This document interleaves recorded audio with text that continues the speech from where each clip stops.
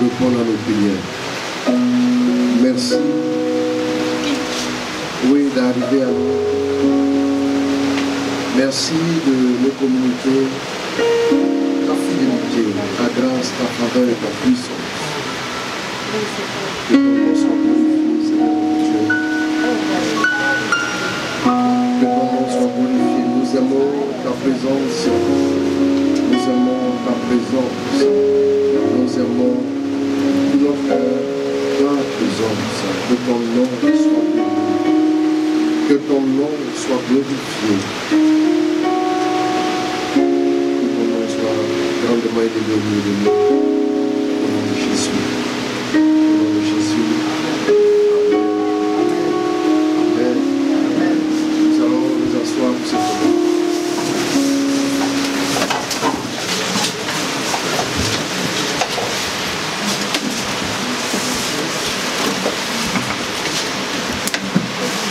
Amen. Alors, que le nom du Seigneur soit béni. Amen, amen, amen. Amen. Amen. Pourquoi tant de crispation? Amen. Amen. Amen. Amen. Alors, je veux dire merci à Dieu qui nous donne l'occasion de nous retrouver encore aujourd'hui. Amen. Et pendant que nous tenons dans la présence de Dieu, amen, nous allons écouter la parole de Dieu. Amen. La parole de Dieu qui nous est livrée en ce jour. Amen.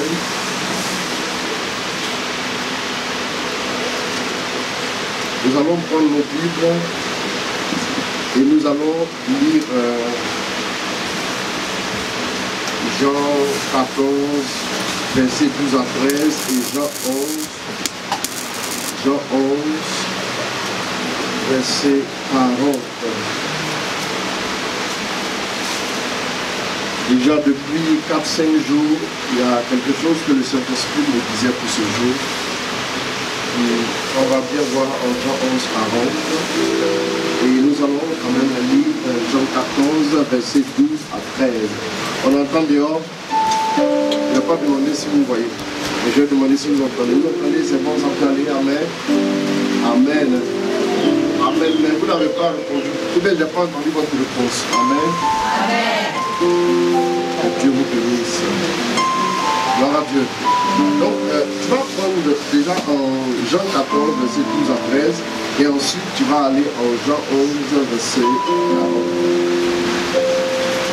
En vérité, en vérité, en vérité, en vérité, je vous le dis, celui qui croit en moi, fera lui aussi les œuvres que je fais. Il en fera même de plus grandes. Parce que je vais au Père. Tout ce que vous demanderez en mon nom, je le ferai. De sorte que le Père soit glorifié dans le Fils. Amen. Nous rendons grâce à Dieu. Amen. Mais si tu le prenais, en vérité, en vérité, je vous le dis, celui qui croit en moi, fera lui aussi les œuvres que je fais. Bon, ici, qu'est-ce que nous voyons? Nous voyons que l'occasion est donnée de faire les signes que Jésus accomplissait, et même plus, cette occasion-là est donnée seulement à ceux qui croient. Amen. Amen. À ceux qui croient. C'est Jésus qui dit. Amen. Continue. Il en fera même de plus grandes. Et il en fera même de plus grandes. Parce que je vais au Père. Pourquoi il dit il en fera de plus grandes? Il en fera même de plus grandes fait allusion à une réalité essentielle. C'est que Jésus le définit, en plus d'indiquer que ceux qui ont la foi feront les mêmes œuvres que lui, il insiste pour dire qu'il en fera même de plus grandes œuvres. Ça veut dire que celui qui a la foi, la deuxième vérité que nous pouvons retenir de ce passage, Jésus ne lui prescrit aucune limite.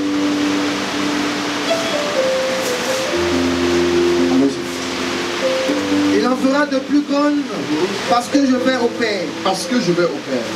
Tout ce que vous demanderez en mon nom. Tout ce que vous demanderez en mon nom. Pourquoi Jésus parle du fait qu'il part au Père? Il s'en va au Père. À votre avis, pourquoi? Quelqu'un m'a dit quelque chose?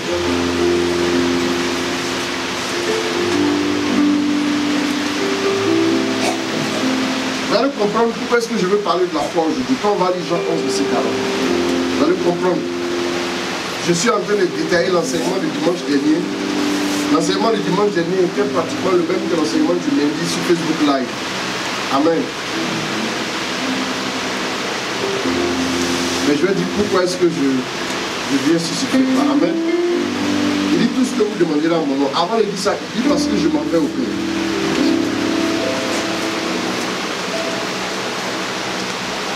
Amen. Donc c'est exercice d'application à la maison. Amen. Dimanche on vient avec les feuilles. Amen. Ouais, il n'y a pas tout dit tous les jours. Amen. Gloire à Dieu. Aujourd'hui, je vous laisse réfléchir. Pourquoi je dis que je m'en vais au Père? Mais quand j'écoutais mes messages précédents, vous voyez les réponses dedans. Donc voilà. Je veux bien suivre les cours. Allons-y en Jean 11, verset 40. Si tu veux, allons-y au verset 39. Jésus dit alors, enlevez cette pierre. Marthe, la sœur du défunt, lui dit, Seigneur, il doit déjà sentir. Il y a en effet 4 jours. Mais Jésus lui répondit. 4 jours, c'est ce qui est maintenant au-delà du possible. Amen. Vous voyez qu'on rentre dans une autre dimension, au-delà de ce qui est possible. 3 jours, c'est dans la limite raisonnable. Allons-y. Ne t'ai-je pas dit que si tu crois, tu verras la gloire de Dieu. On revient encore avec la gloire de Dieu. Nous sommes dans le mois de la célébration de la gloire de Dieu. Dimanche passé, si vous vous souvenez, nous avons vu en Exode 33, verset 18, Seigneur, fais-moi voir ta gloire. Et nous avons décortiqué ce que fais-moi voir ta gloire voulait dire quand Moïse s'adressait au Seigneur. On s'est rendu compte que ce n'était pas juste une intervention comme celle-là. C'était au-delà de ce que Marthe et Marie étaient en train de demander au Seigneur Jésus. Quand Jésus arrive, il arrive où? D'abord, on doit notifier quelque chose de très important.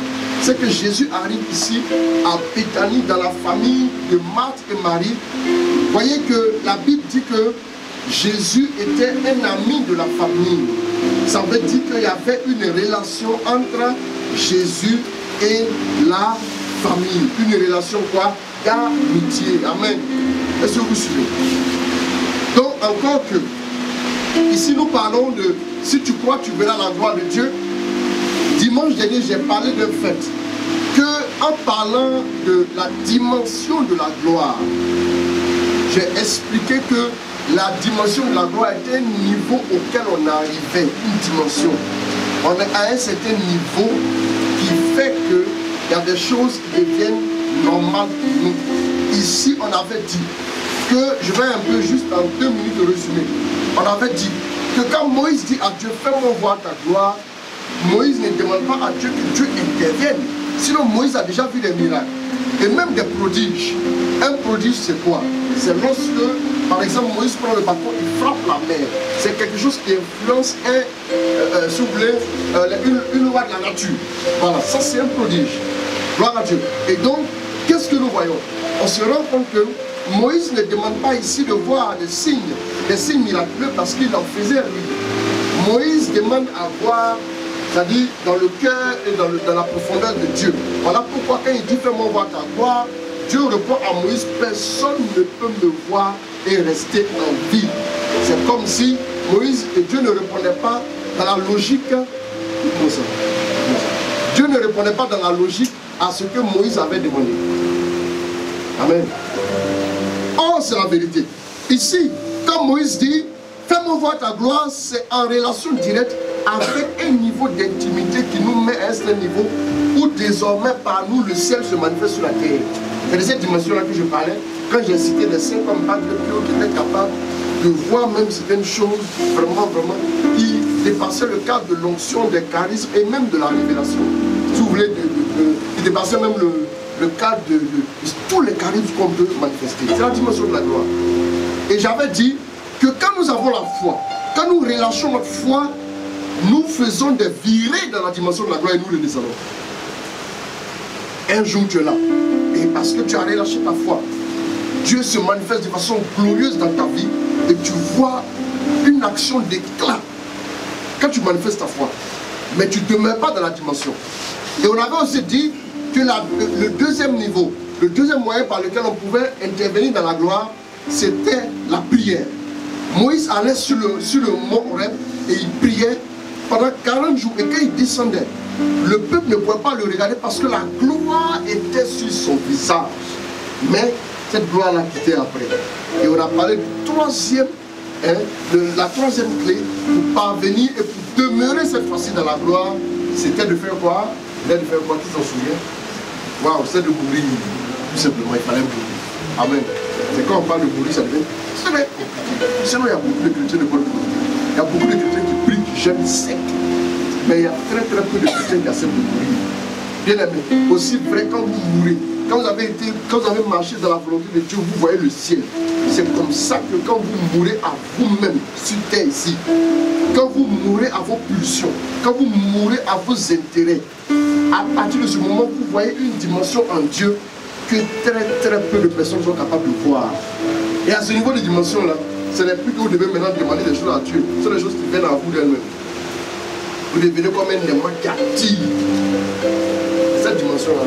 Et je parlais du fait que au sur la terre des vivants, ceux qui sont dans cette dimension-là, j'en cherche, je n'ai pas encore vu. Et sur la terre des vivants, il n'y a pas d'encore de voix. Mais c'est ça comme ça. Oui, non, il ne parle même pas de. Non. Ne pensez pas que tu vas prier, les gens vont tomber ici. C'est ça la dimension. C'est pas ça. Hein. La gloire de Dieu peut se manifester. Un mort même peut se réveiller. Mais attention à la dimension. Au niveau de la dimension, il y a quelque chose d'autre qui se passe. Un homme comme Pio, il était capable de lévitation, de bilocation. C'est une dimension. Il est constamment dedans. C'est-à-dire à ce niveau-là, tu as l'impression même que c'est Dieu qui se manifeste, ce n'est plus lui. Paul dit en Galates 2, verset 20, ce n'est plus moi qui vis, mais Christ qui vit en moi.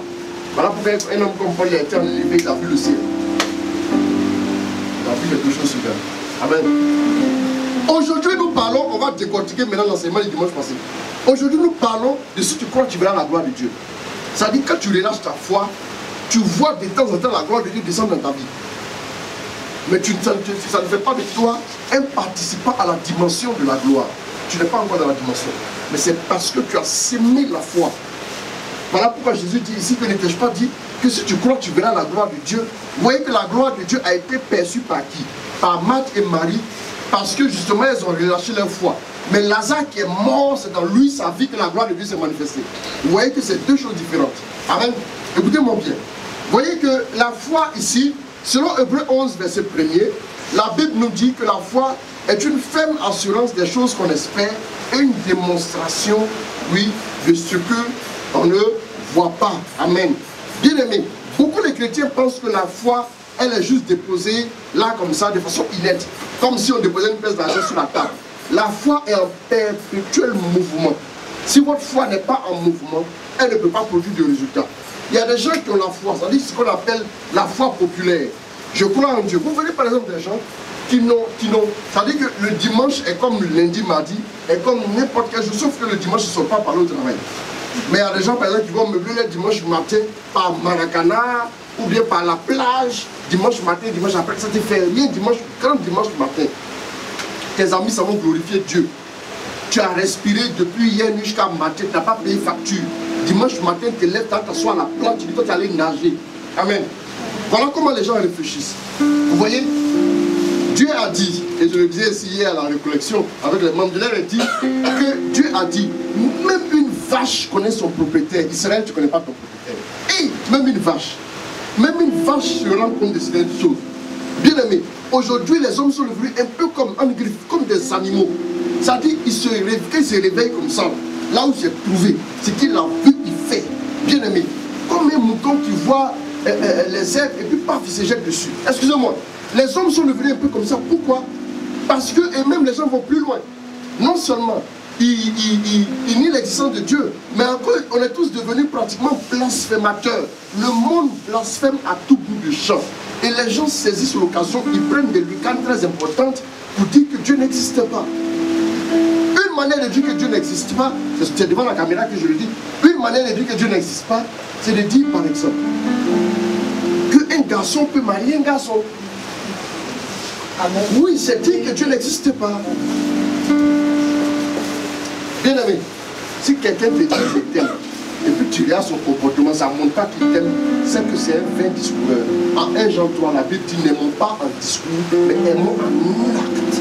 Ce sont tes actes qui décrivent ce que tu ressens.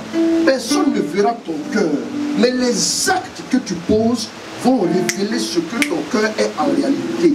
La Bible dit, et c'est Dieu qui nous dit, que ce peuple m'honore des lèvres, mais son cœur est loin de moi. Voilà pourquoi je le livre à ces idoles.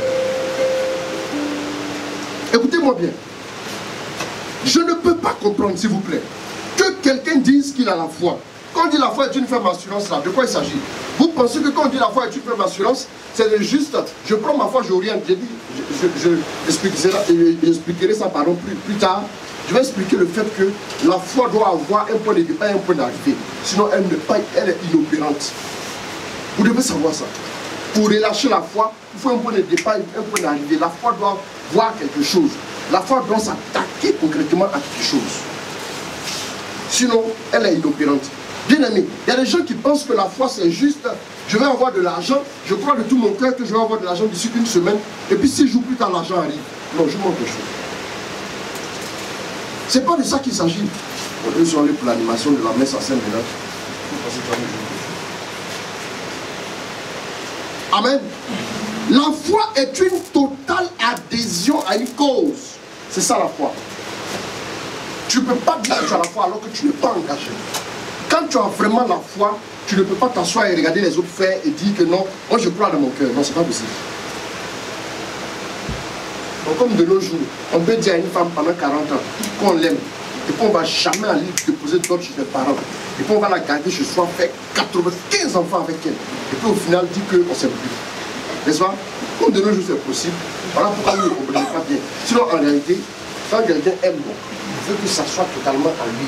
Donc il fait ce qu'il faut faire pour. Ceux qui ne marient pas les femmes, c'est eux qui sont les plus jaloux.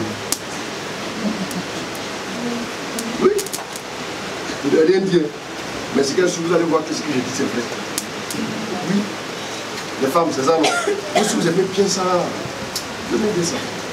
Vous aimez que quelqu'un se réveille un matin et puis il vous dit, aujourd'hui tu ne vas pas à la prière. Tu ne vas pas à la prière. Vous dites, hé, papa, vraiment, on va prier pour ça.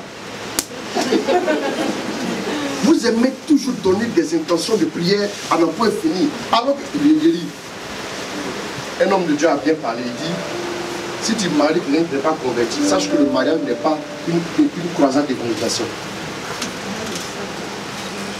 Un peu pas le convertir, c'est une parenthèse. Un peu pas le convertir. Tu n'aurais pas pu prendre un converti au départ. Moi, l'image que le Seigneur m'a montrée, en parlant de je vais le convertir bientôt là, c'est l'image de quelqu'un que Dieu a pris en Égypte, il a fait sortir l'envoi en terre promise. Et qui dit au Seigneur, je vais aller me marier en Égypte, et puis elle lui fait le chemin 2 fois.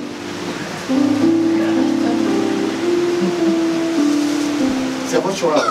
Ça dépend de vous. Ça dépend de vous. C'est vous qui avez. Vous avez un panel de choix large. Parce que vous avez une mauvaise idée de la vie chrétienne. Vous pensez que les chrétiens sont destinés à la pauvreté. Regardez bien. Regardez bien les chrétiens qui sont ici. Regardez-les. Regardez-les. Regardez-les. Regardez-les. Vous pensez qu'ils sont destinés à la pauvreté quand vous les regardez? Vous pensez ça?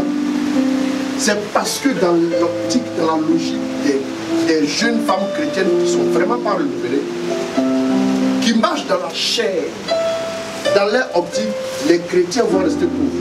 Mais attendez de voir. Bientôt vous allez voir ceux qui ne sont pas chrétiens sont en train de s'appauvrir. Et les chrétiens s'enrichissent. Je dis devant la caméra, oui c'est la vérité. Regardez. Parce qu'en réalité, l'or et l'argent du monde entier appartient à Dieu. Il va donner à ses enfants. Si tu as donné à cette personne, si ça n'a pas bien fonctionné, il faut la mettre entre les mains des enfants. Et quand ça fonctionne mal entre les mains des enfants, ça n'a pas pire. Ce sont des enfants. Amen. C'est une parenthèse. Je la refais, mais je continue. La foi est une adhésion à une cause. Il y a la foi populaire. La foi qui est un peu abstraite. Qui est abstraite, c'est-à-dire que qui n'a pas qui n'a pas d'adhésion envers quelque chose. Ah non, en fait, moi je crois en Dieu, hein, moi je crois en Dieu. Mais dimanche, tu es à la plage. Matin, quand tu te réveilles de ton lit, tu lis. Tu te bombardes dans la douche. Tu prends ta douche, tu vas à table, tu petit déjeuner, tu prends le volant. Et le corollaire d'injures jusqu'à arriver au travail. Au retour, c'est la même chose. Tout ce que tu arrives à faire parfois, quand on te dit, ah, il y a un baptême de quelqu'un, là, ça te rappelle que toi aussi, tu fais que tu devais de temps en temps prier. Oui, ce genre de chrétien, là. Ça, c'est un chrétien, c'est quelqu'un qui a la foi. Mais sa foi ne le pousse à aucun engagement. Ça, c'est une foi impersonnelle. C'est une foi sans fondement. Cette foi-là, elle est nulle devant Dieu. Cette foi-là, garde-la. Bientôt, tu vas voir. Dans quelle compagnie aérienne tu vas voir. Elle, en fait, elle là. Amen. Gloire à Dieu. Mais il y a un autre niveau de foi qui est un peu plus important. C'est le premier niveau là. Ça, c'est ceux qui disent, qui maudissent Dieu tous les jours. Ils disent qu'ils croient en Dieu. Je crois encore, mais je te suis tous les jours. Ça va. Le deuxième niveau de foi, c'est ce qu'on appelle la foi salvatrice. Je vais vous dire pourquoi j'explique ça. Vous allez comprendre là. Dans le mécanisme du relâchement de la foi et de la manifestation de la gloire de Dieu, c'est important pour comprendre les choses de base. La foi qui sauve, c'est la foi en Jésus. Un jour, j'ai regardé Jésus et dit, hé, Seigneur Jésus, j'ai trop de péchés. J'ai commis ça, je suis venu à toi et puis je pleure, je demande pardon et je crois en Jésus et je conforme ma vie à ses préceptes. Là, c'est la foi maintenant qui me sauve. Cette fois-là, ça suffit pour que je rentre au ciel. Vous me suivez? Je me sanctifie, je marche dans la parole de Dieu. À partir de ce moment, je suis préparé pour le ciel. Regardez bien, cette fois-là, elle vous dessine une trajectoire pour arriver au ciel.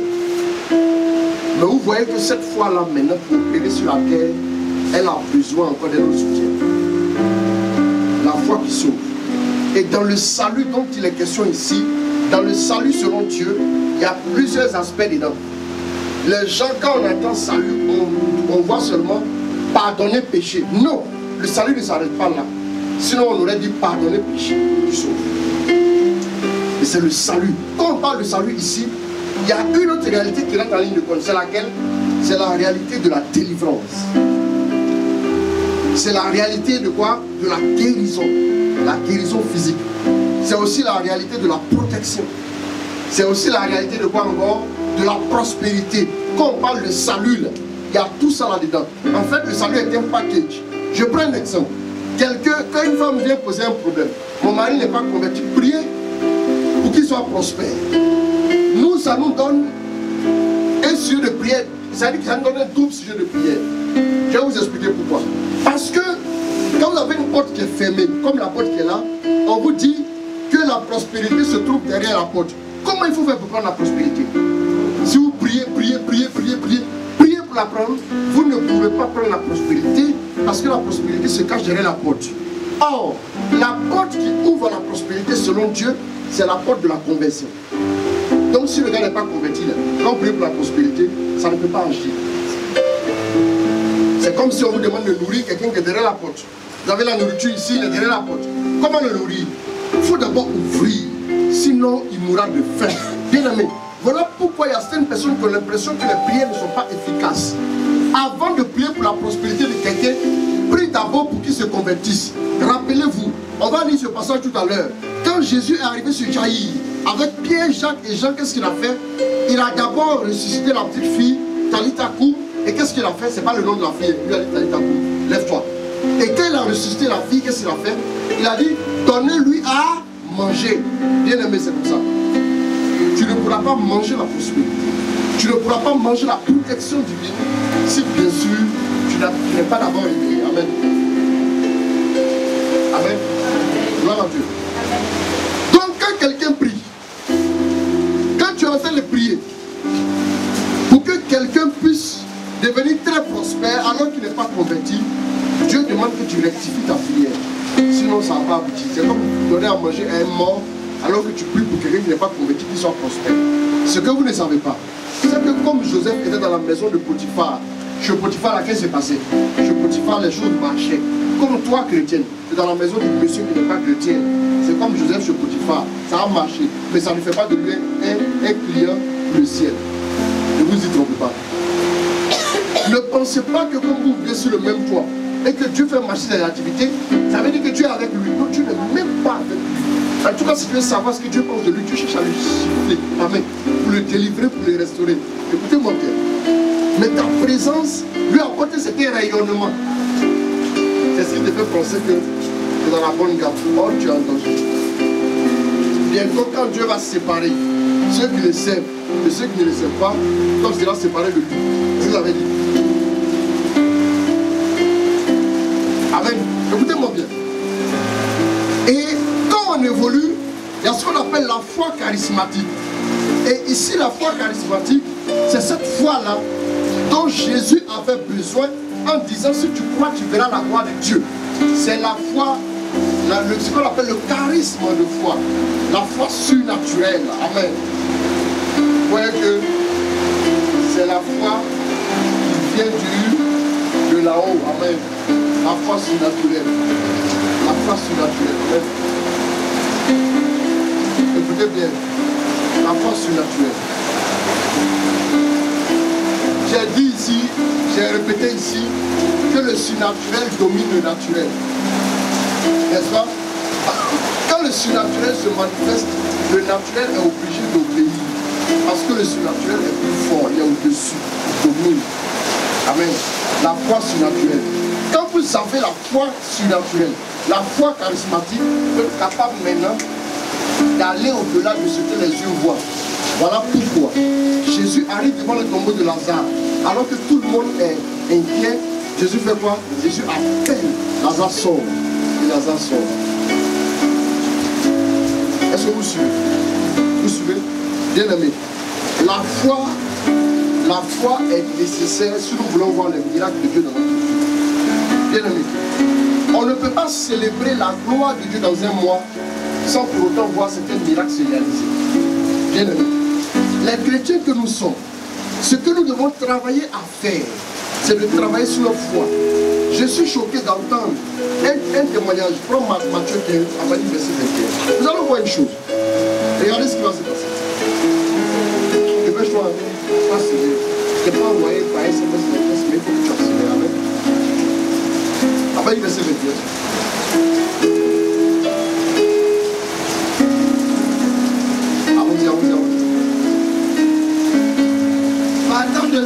Partant de là, Jésus se retira dans la région de Tyr. Jésus se retira dans la région de Tyr et de Sidon. Et voici une Cananéenne vint de là et elle se mit à crier. Une Cananéenne, c'est une païenne.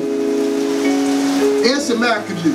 Aie pitié de moi, Seigneur. Aie pitié de moi, Seigneur. Fils de David. Fils de David. Ma fille est cruellement tourmentée par un démon. Mais il ne lui répondit pas un mot. Ses disciples s'approchant, lui fit cette demande. Oui. Renvoie-la. Car elle nous poursuit de ses cris. Jésus répondit. Je n'ai été envoyé qu'aux brebis perdues de la maison d'Israël. Pourquoi Jésus dit j'ai été envoyé qu'aux brebis perdues de la maison d'Israël? Il a dit j'ai été envoyé. Elle dit que Jésus voulait dire simplement en un mot, les chrétiens, là, ceux qui sont élus, c'est eux qui doivent recevoir les bienfaits. Jésus est en train de lui expliquer, c'est ce qu'il lui a expliqué ici, en lui disant que toi, parce que tu es païenne, tu ne peux pas demander la délivrance que je te donne, la délivrance. Non. Tu n'es pas encore converti. Tu n'es même pas encore converti. Je ne peux rien faire pour toi. Il y a beaucoup de chrétiens. Écoutez-moi bien, s'il vous plaît. Le Seigneur m'a interpellé sur un aspect. Le Seigneur dit, les gens n'ont rien à faire avec le niveau de conversion de leur cœur, mais ils demandent toujours des choses à Dieu pour que Dieu fasse. C'est ce qui fait que les gens ne sont pas exaucés. Tout simplement. Il y a des choses que vous n'aurez jamais tant que vous ne rentrez pas dans la conversion. Non. Tant qu'on n'est pas réussi comme citoyen du ciel. Mais on va voir que Dieu va faire une exception ici pour la femme. Et c'est avec ça que je vais mettre en garde certaines personnes qui pensent. La femme veut vient se prosterner devant lui. Mais la femme vient se prosterner. Il y a une païenne qui se prosterne. C'est-à-dire que même quand une païenne se prosterne, il peut avoir des résultats. Une païenne qui se prosterne peut souvent avoir plus de résultats qu'un chrétien qui ne se prosterne pas. Chrétien, il faut que vous soyez sage dans votre manière de faire avec Dieu. Allons-y. Seigneur, dit-elle. Seigneur, dit-elle. Viens à mon secours. Bon, maintenant, comment une païenne peut venir dire Seigneur? Depuis quand elle a rencontré Jésus, Jésus a eu le temps de lui prêcher pour qu'elle parle du Seigneur. Vous voyez que dans le fond, elle est allée chercher toutes les informations qu'elle a entendues sur Jésus rapidement pour actualiser, pour effacer les fichiers indésirables de son téléphone, pour se mettre en connexion avec la conversion. Quand elle parle du Seigneur, ça parle déjà du fait que je reconnais ton autorité. Seigneur, allons-y. Seigneur, dit-elle. Seigneur, dit-elle. Viens à mon secours. Viens à mon secours. Il répondit. Il répondit. Il n'est pas bien de prendre le pain des enfants. Il n'est pas bien de prendre le pain des enfants. Pour le jeter aux petits chiens. Pour le jeter aux petits chiens. Vous voyez que à partir du moment où Jésus parlait que tu n'es pas destiné, toi, à recevoir mes miracles, maintenant Jésus commence à rectifier le tir. Mais vous voyez que les chiens sont dans la maison au moins du maître. Jésus maintenant veut dire que par tout ce que tu viens de dire là, tu viens d'accéder à la maison. Mais ça ne te donne pas encore le droit de te mettre à table.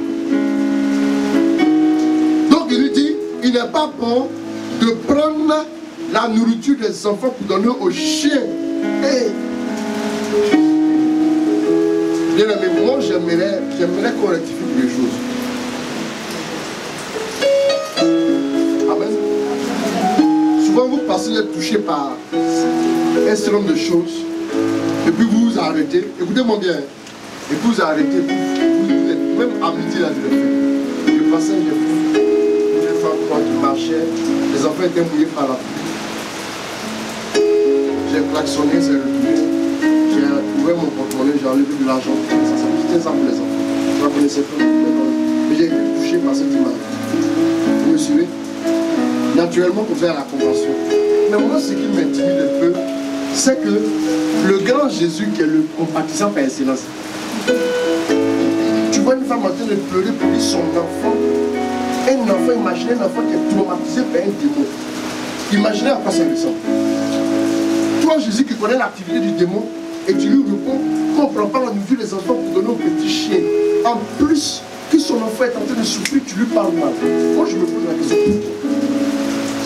Il y a des gens qui pensent que en faisant pitié, Dieu exaucera les prières. Ce n'est pas ce qui va émouvoir Dieu. Sinon, il y a des compatissants pour commencer. Mais en réalité, il y a des principes. La logique. Amen. C'est comme si vous donnez à manger à un mort. Écoutez-moi bien. Quand vous donnez à manger à un mort, c'est de la nourriture, gaz, billet, tout simplement.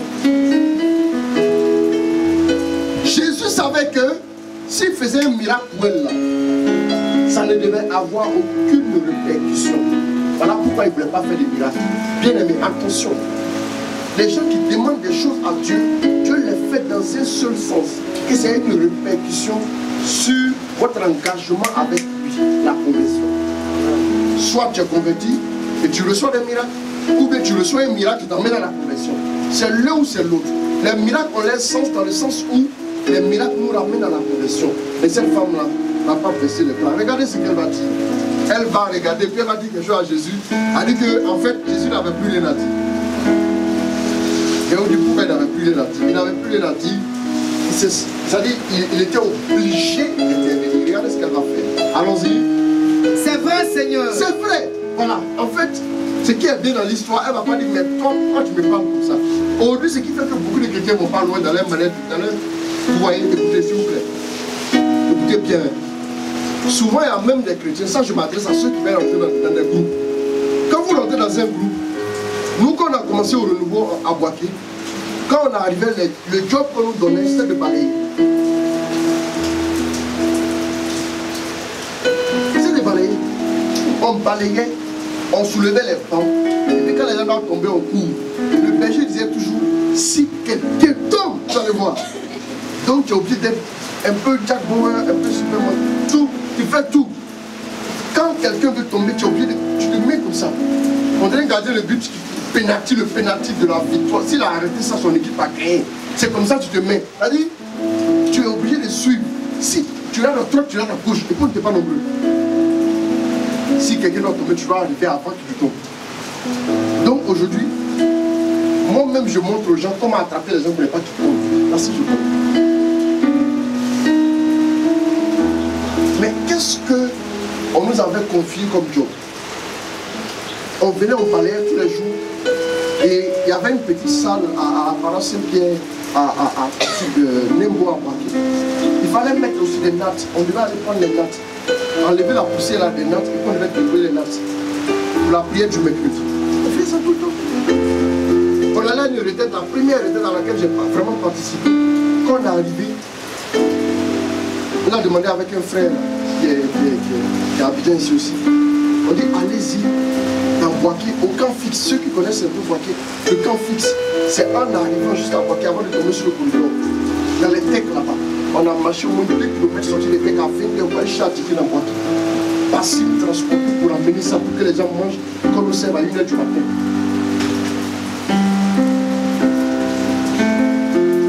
On tente de faire des délivrance, on a fini. La main comment un gars qui est bloqué, démon. Attendez, c'est ici que je veux parler à ceux qui veulent s'engager. Il y a des gens qui veulent s'engager, ils viennent avec leur amour propre, leur orgueil. On ne touche pas à ça. Quand on lui donne une instruction, il trouve qu'on l'a humilié.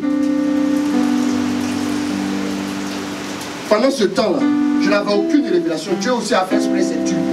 Il ne m'a pas donné de révélation que je dois prêcher. Je n'ai jamais pris le micro même pour dire élève la voix, prie. Ouais, louons Dieu. Je n'ai jamais fait ça. Tout ce qu'on fait, c'était ça. Quand on finit notre job, là, on ne nous dit même pas merci. On soulevait les bancs.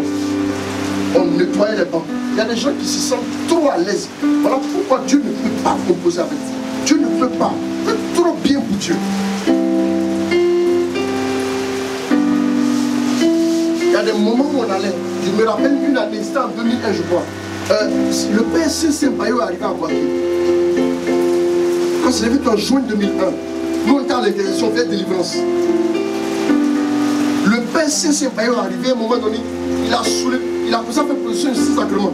Quand il a déposé Jésus Eucharistique comme ça, les gens tombaient en désordre. On a fait délivrance. De vendredi 20h, on a commencé jusqu'on a fini samedi à 12h30. On était encore au palais du carnaval.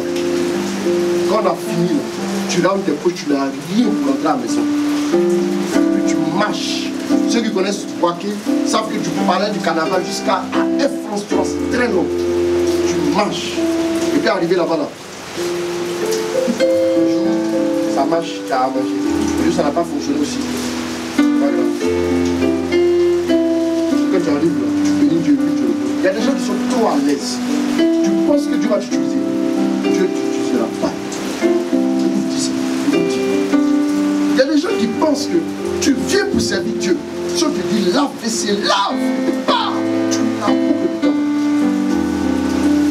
Je vais te dire le nom d'une communauté de la place. Il est prêt aujourd'hui, il est en France. Dans Boaké. Dans la communauté, on a partagé les tâches aux gens. On a demandé aux gens. Oui, il y a des gens qui devaient nettoyer l'oratoire, des gens qui devaient nettoyer la cour, et il y a des gens qui devaient aussi nettoyer les toilettes. Lui, il a observé la personne qui devait nettoyer les toilettes. Il n'a rien dit. Lui devait nettoyer l'oratoire. Il a fini de nettoyer l'oratoire. Il s'est levé 45. Voilà, l'heure de réveil pour nettoyer. Il s'est réveillé 45 minutes plus tôt. Il est allé nettoyer d'abord les toilettes, puis il est venu faire son oratoire tranquille. Plusieurs fois. Un jour, au bout de la réunion communautaire, on demande, mais il y a quelqu'un qui fait un travail qu'on ne lui a pas confié. Qui fait ce travail?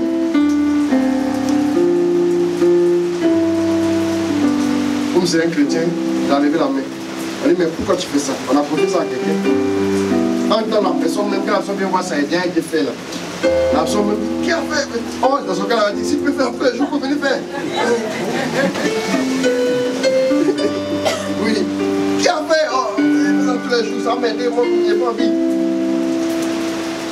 Il dit, vous savez, que moi quand je me suis converti, ce qu'il a dit, que Dieu m'a dit, les tâches que les gens n'aiment pas là, c'est là où je réponds plus de bénédictions. À moins d'un an, il est devenu le berger de la maison. Aujourd'hui, les curés d'une paroisse en France, les curés de la communauté.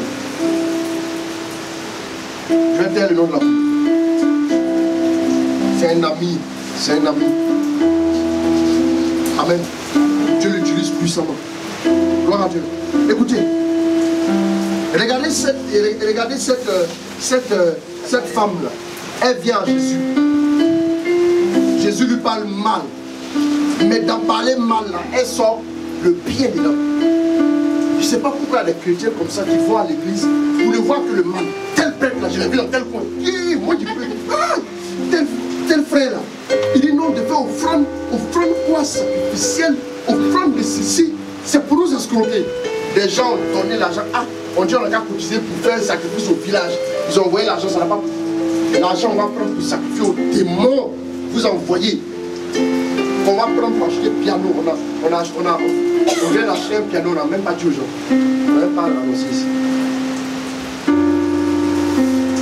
On va prendre l'écran là, ça c'est l'écran de quelqu'un. Quand on va finir à son écran, il n'a qu'à passer ça à la maison. C'est l'écran qui est là, où les gens sont assis dehors, les gars. C'est l'écran de quelqu'un. Prends mon écran pour partir à la maison. Ou bien le jour il dit, ah, j'ai perdu la clé de ma porte.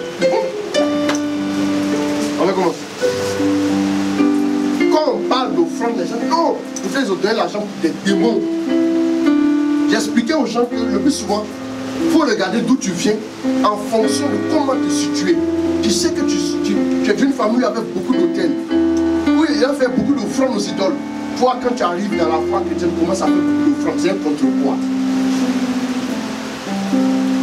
Chaque fois que Dieu a demandé qu'on détruise un hôtel, il a demandé qu'on bâtisse son hôtel. Hôtel contre hôtel. Qu'est-ce qui va annuler ce que tu as? Il y a des gens qui étaient forts dans le monde. Aujourd'hui, ils viennent en Dieu, ils sont flegmatiques. Vous voulez que Dieu vous bénisse comment? Votre énergie, vous avez donné ça au service du diable. Je me rappelle qu'elle ne connaissait pas Dieu, je m'arrêtais derrière la maison des gens. Pointage de 19h à 3h du matin.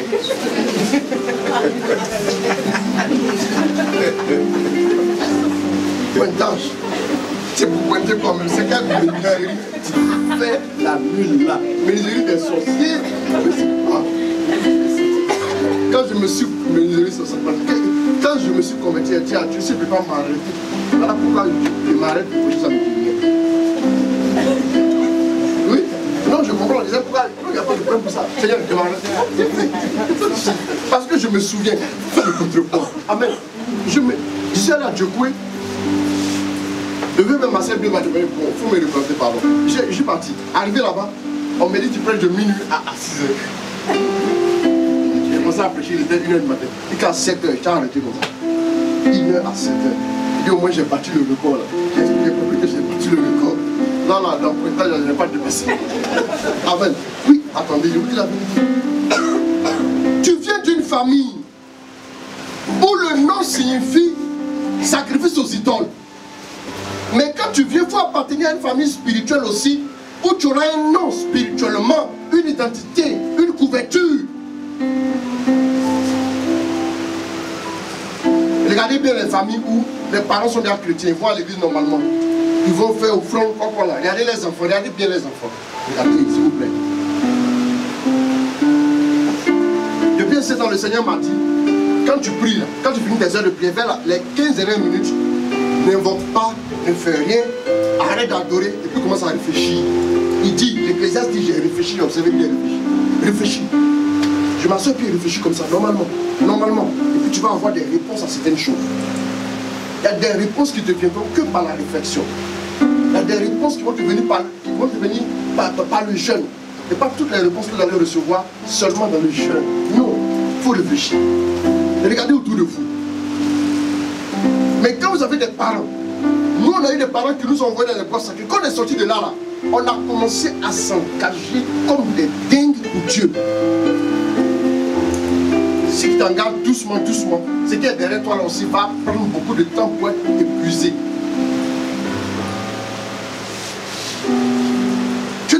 à fond dans voie sacrée. Arriver pour Dieu, maintenant, tu joues les gens, les chocos, ben, tu as eu un peu d'argent. Il faut t'asseoir. Les démons vont investir ta vie de A à Z. Tu ne vas pas avancer. Vous pensez que moi, tous les matins, quand je prie, quand même que je suis fatigué, ce qui m'encourage, je regarde mes enfants. Parce que je sais quel combat je menais. Là où nos pères nous ont envoyés, ça nous a fermé beaucoup de portes. On a dû batailler. Je ne veux pas qu'ils bataillent comme ça. Et je sais que si Dieu est favorable, l'argent, ce n'est qu'une question, c'est rien. Dieu va les donner ça. Mais vous préférez mettre l'argent en bloc. Regardez, j'ai écouté des gens qui avaient des parents qui étaient très bien placés, mais les enfants sont dans la pauvreté aujourd'hui. Juste une génération. On n'a pas dit une génération et le temps de casse-pied, mais dans la transmission, les démons ont mis le bras dessus. Allez prier, regardez. Souvent, mais votre mariage n'est pas au ciel, mais votre mariage est bloqué entre ciel et terre. Pourquoi? Il y a les démons. Mais toi, tu fais quoi? Tu fais manger, dormir. Quand tu t'assois dans le coin, tu manges, tu te manges, on va éviter à manger, puis tu finis de manger. Tu manges, puis tu bois le cas dessus, puis tu as dormi. Écoutez-moi bien, s'il vous plaît. Quand tu as la paresse de prier, pense à tes enfants. Quand tu as la paresse de jeûner, pense à tes enfants. Rappelle-toi que chaque fois que tu jeûnes, tu es en train de tracer les chemins. Les chemins. Écoutez, le Dieu d'Abraham, Dieu s'est souvenu d'Abraham qu'il devait délivrer le peuple. Pourquoi? Parce qu'il savait qu'Abraham avait marché dans l'intégrité devant lui. Et ce qu'Abraham a fait là, c'est la fidélité de Dieu pour toutes les générations. Bien aimé. Souvent les enfants me sont assis. Souvent il y a certains malheurs qui arrivent à des familles. Au point que moi j'ai écouté les gens qui disent, mais qu'est-ce que nos grands-pères a bien pu faire? Pourquoi on souffre autant? On est intelligent et qu'on n'en fasse pas. Pourquoi? Demandez bien au grand-père. Il allait tirer des alliances, il n'a pas donné tous les secrets. Normalement, le père doit dire aux enfants, je suis en alliance à tel ministère. Chaque 3 mois, je vais faire offrande dans tel ministère. Chaque 3 mois, je vais faire ceci. Pérenniser l'alliance. Même nos amis, les Polorés, quoi, là. Ils ne savent pas. Quand ils étaient dans le temps, les gens donnaient des vivres aux prêtres. Et dans le diocèse, les gens donnaient de la nourriture. Les gens donnaient des boîtes de conserve. Les prêtres, les sœurs, là. On leur donnait beaucoup. Voilà pourquoi ils ont prospéré. Les enfants sont arrivés, ils ont continué un peu. Après, ils ont arrêté. On parle d'offrande ici. Même dans le monde, les gens font offrande, ils connaissent. Nos amis, les musulmans, ils savent. Il y a un moment donné où il va s'arrêter, il jette ça là, il laisse. Même si il va perdre ça, il faut se débrouiller de quelque chose. Hier, je causais avec un ami homme de Dieu sur Facebook. Et pendant qu'on parlait, et je lui parlais un peu du fait qu'au Sénégal, il y a une famille de marabouts. Le chef marabout dans le temps, il n'est plus de ce monde. Il a jeûné pendant 20 ans pour influencer le Sénégal. 20 ans. Il ne mangeait que chaque soir. Pendant 20 ans. Les amis, folie, folie, folie pour Dieu. Des plaisanteries ramassées, déposées. Quelle folie. Il y a un moment, c'est la plaisanterie. Le gars, il a fait 20 ans. 20 ans. Aujourd'hui, allez au Sénégal. Et puis dites-leur non. Je vais taire. Dites-leur non, vous allez voir. Même les chefs d'État, quand ils arrivent, il faut aller faire allégeance là-bas d'abord, avant de venir travailler. Parce qu'ils ont un impact. Dieu là, il y a un petit truc qui nous décourage sur moi, c'est fini. Non, moi il ne fait plus à l'église, moi il ne fait plus. Moi il ne fait plus même prier là-bas. On a parlé là, ça m'a choqué. Tu es choqué. D'accord? Il n'y a pas de problème. Jésus a été blessé, lui ne l'a pas péché. On a percé même son côté. Toi, tu es un pécheur redoutable et passager. Toi, qu'est-ce que tu fais? Tu ne veux même pas qu'on puisse te toucher. Tout ce qu'on doit faire, c'est comme les enfants. Du matin au soir, un enfant ne va pas être gêné.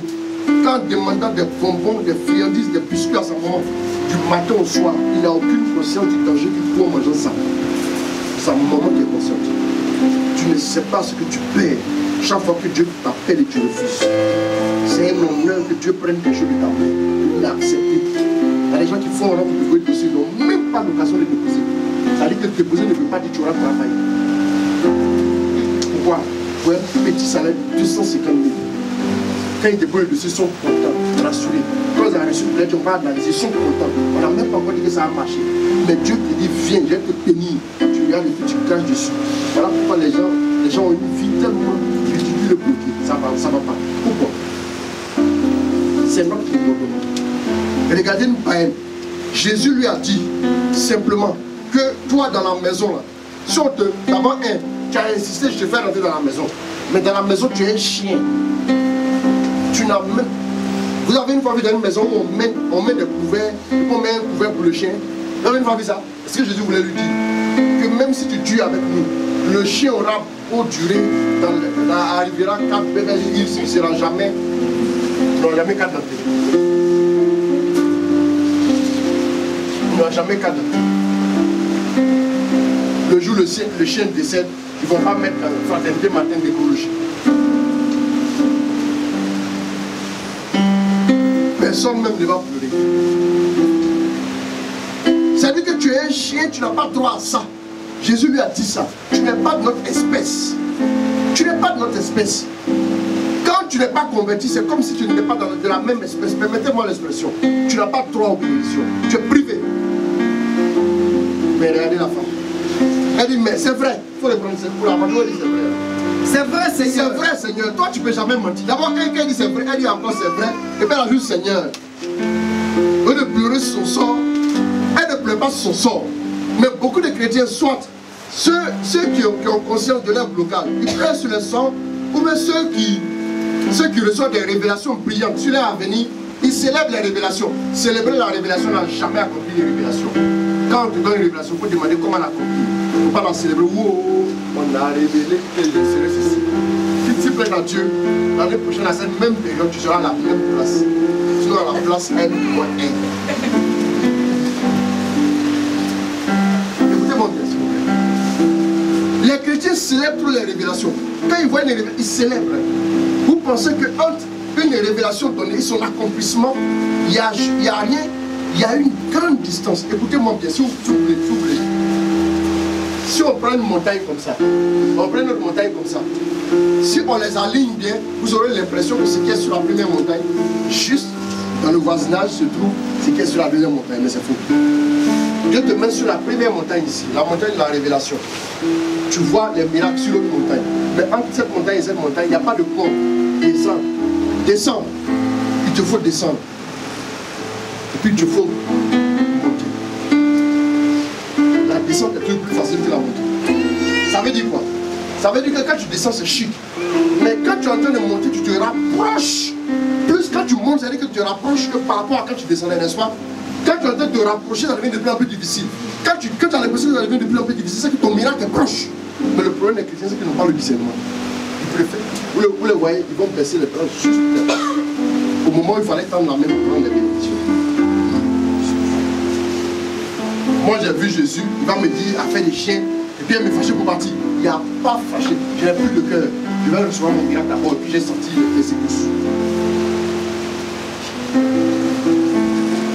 Regardez bien, le comportement de la foi, je vous ai dit que si tu as la foi, que tu as la foi, tu es juste assis à la maison, alors que tu as la foi, tu n'as pas la foi.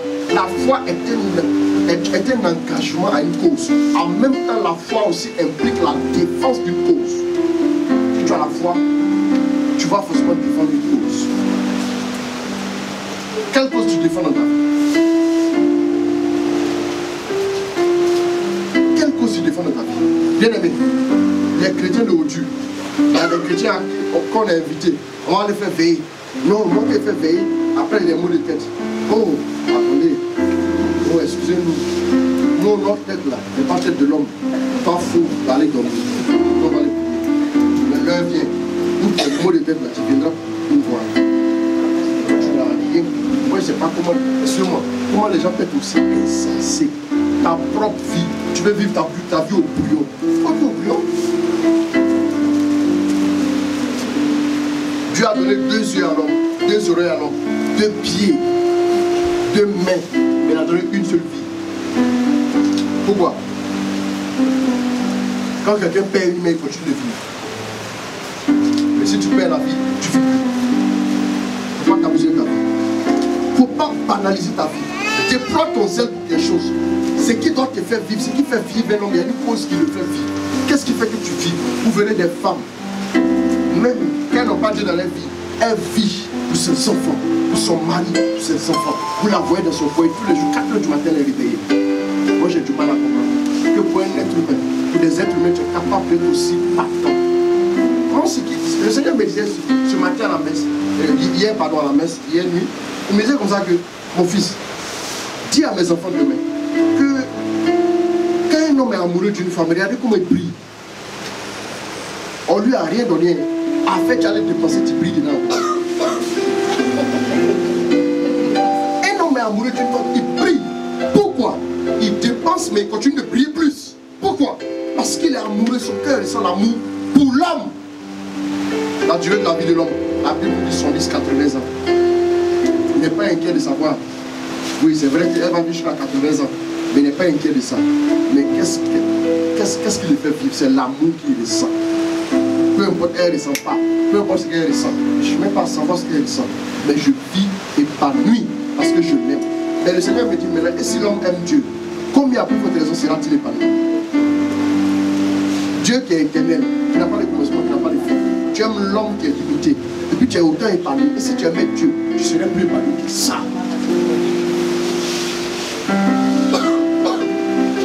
L'homme aime comme ça et brille. Cependant, la femme te dit, je ne veux pas de toi.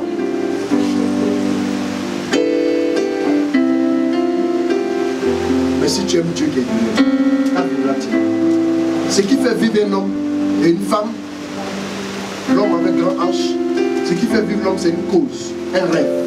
Quel est ton rêve? Le fait même d'être motivé pour Dieu, ça va faire que tu vas vivre heureux. Mais quand tu es assis, tu attends que tu pousses objectif après objectif. Aujourd'hui, je vais à un travail. Demain, je vais voyage.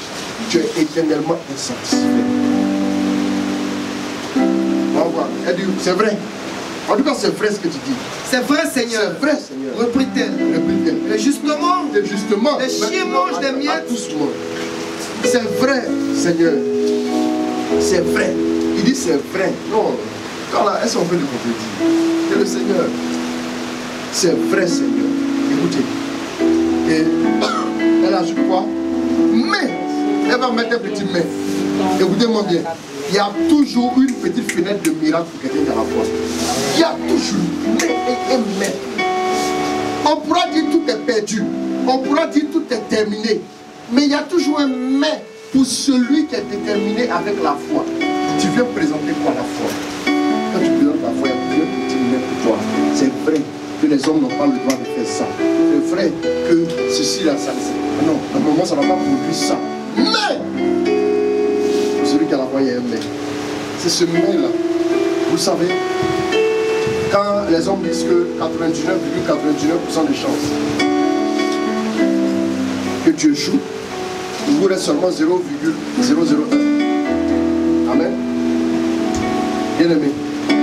Même si vous restez 0,01 comme chance, Dieu a juste besoin de ce 0,01 pour juste prendre les 2 zéros, pour juste les déplacer, pour que ça fasse 100% de chance de réussir. Dieu peut manipuler les chiffres. Dieu a déjà fait ça. Ça là, regardez. Ce qui a déjà été fait dans la Bible peut se faire encore pour vous.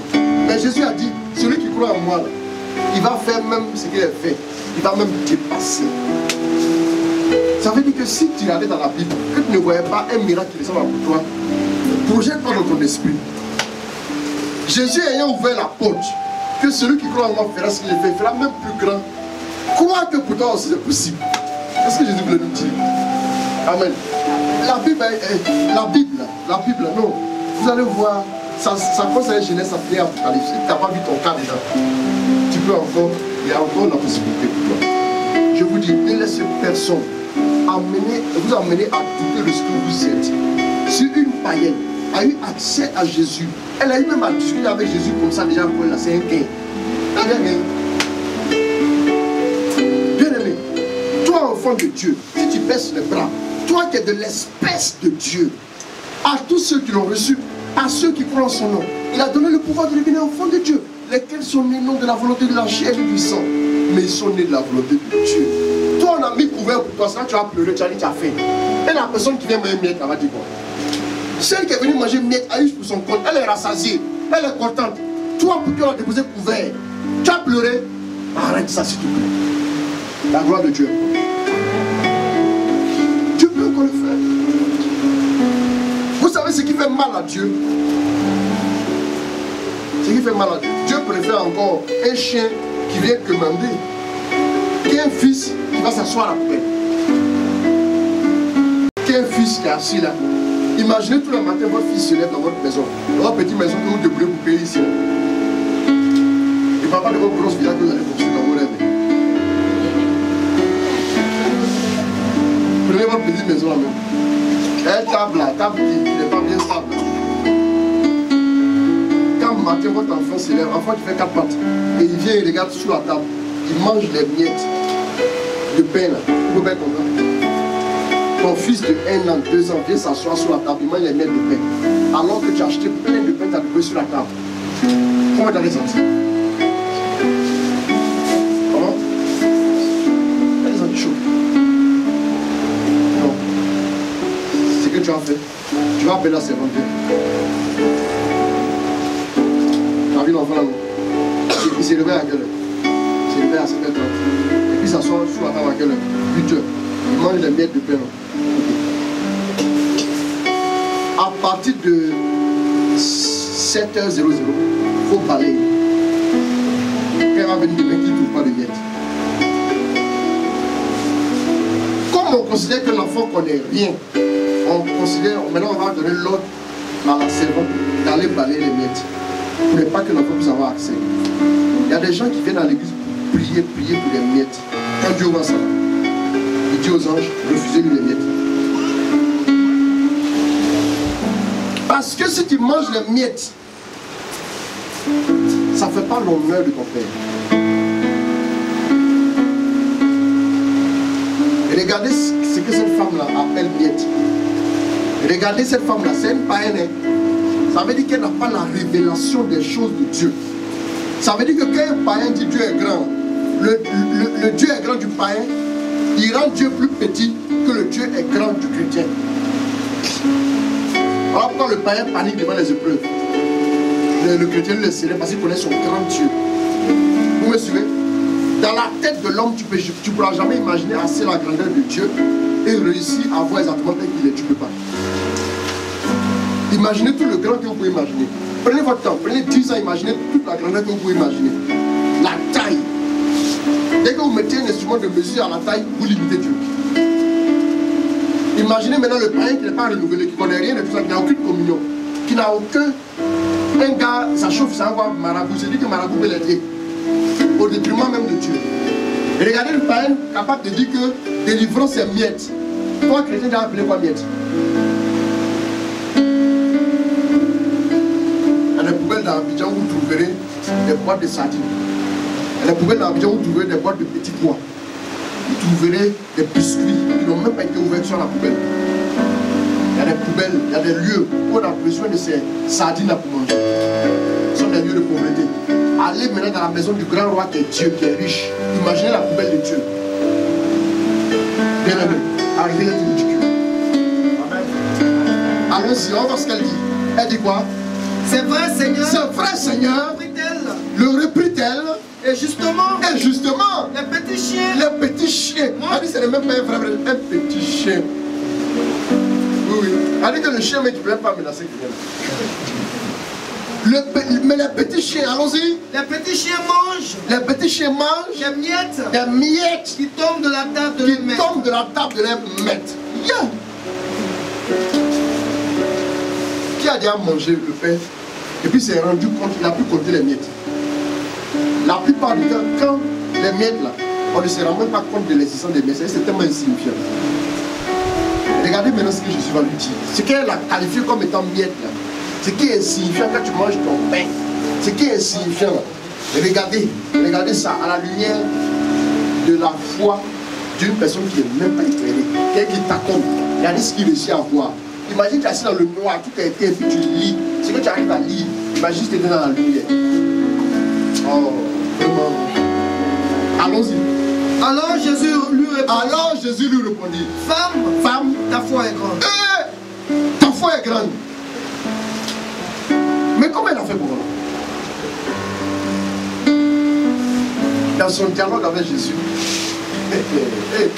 donc maintenant, voilà pourquoi je lui ai dit que le fait qu'elle ait déjà causé avec lui, c'est la guerre. Le maître même en train de me parler. Parce que quand Pierre a regardé le maître, moi Pierre, moi j'aime pas là, moi je me bats. Moi j'ai aimé souvent, il fait par là. Mais moi, Pierre, il faut la chasser. C'est-à-dire la personne qui aime le bruit là, lui c'est Pierre. Comment le mettre en train de réfléchir, Pierre commence à poser des questions. Pierre commence à crier ici. Pierre commence à parler ici. C'est vraiment toi, donne que je vienne. Et Pierre, il vient, mais Dieu est encore fatigué. Pierre qui aime le tapage là. Pierre dit, mais c'est la chasse là. On peut comprendre Pierre là, on va dire non, lui il est limité. On peut comprendre ça. On peut comprendre. Mais dites-moi. Mais comment se fait que Jésus est en train de parler, elle dit ça? Femme, ta foi est grande. Pierre va lui dire, mais attends. Mais tu fais quoi là? Vous voyez que Dieu, c'est comme l'océan. L'océan ne va pas dire qui a plongé. L'océan ne va jamais dire qui a plongé en moi. Tout le monde a accès. Dieu nous donne libre accès à lui. Mais tu viens avec quoi comme foi? Tu viens avec quoi? Il y a certains qui pensent qu'il y a trop de démons assez opérants pour bloquer leur avenir. Je vous dis, les démons ne peuvent pas être. Mais encore que si les démons sont derrière vous, déployez votre zèle comme cette femme-là. Vous verrez la gloire de Dieu se manifester. Lis-moi encore la suite. Femme, ta foi est grande. D'abord, avant de parler du miracle, Jésus, dans son dialogue, va montrer ce qui a fait la clé. Amen. Jésus montre toujours la clé du miracle pour que chacun sache comment utiliser la clé. Quand on donne tous ceux de clés, il dit la clé qui va ouvrir la porte. Si on t'a pas dit, tu vas passer beaucoup de temps devant la porte. Tu pourras ouvrir peut-être, mais tu vas passer beaucoup de temps. On va te montrer la clé. C'est la clé numéro 5. Jésus donne toujours la lumière. Parce que la lumière, tout ce qu'il fait, c'est clair. C'est lumière. Mais le problème, c'est que le diable va t'asseoir ta tête. Tu ne vas pas vouloir ouvrir sa bouille. Pour te rendre compte qu'une femme, comme une païenne, a regardé quelque chose comme délivrance. On va voir. Regardons derrière. Femme, ta foi est grande. Qu'il t'arrive comme tu le veux. Qu'il t'arrive comme tu le veux. Et sa fille fut guérie de sa guérison de sa fille. Et c'est l'appelée Miette. Mais le jour où j'ai vu ça, j'ai pleuré. Quand toi, tu viens t'asseoir, pleurer devant Jésus, laquelle tu demandes? Toi, mais c'est plus petit que Miette. Et puis tu as la curieuse impression que ton père va donner des miettes. Tu sais pourquoi il va donner des miettes? Tu sais pourquoi Dieu va donner des miettes? Parce que le pain est au-dessus sur la table. Quand tu vois l'enfant se courir pour prendre les miettes sur la table, lève-toi, assieds-toi en haut ici. Pendant le paiement, que Dieu moyen là, ça plaint. Vous avez besoin juste d'être réorienté en Dieu, c'est tout. Ne mettez pas votre cœur sur la délivrance. En fait, ici, le pain véritable, c'est qui? C'est Jésus lui-même. Elle n'est même pas venue pour dire Jésus te connaître. J'ai souri à toi. Elle est venue juste pour prendre quelque chose qui s'échappe de la vie de Jésus. Bien aimé, quand Jésus voit que tu t'intéresses au miracle, tu ne t'intéresses pas à lui, je considère que tu es le des miettes par rapport au pain. Il va ordonner à son serviteur, dégagez-moi les miettes. Un enfant avec une mentalité de poulet comme ça, ne laissez pas. Oui. Quand le poulet se fatigue pas, quand il tourne dans le coin là, il a bien, il va picorer, descendre. En chantant. Oui, c'est bon. Il chante, il s'en va. Et puis ça va. Maintenant quand il voit un cafard traverser le coin, il commence à courir de toutes ses forces.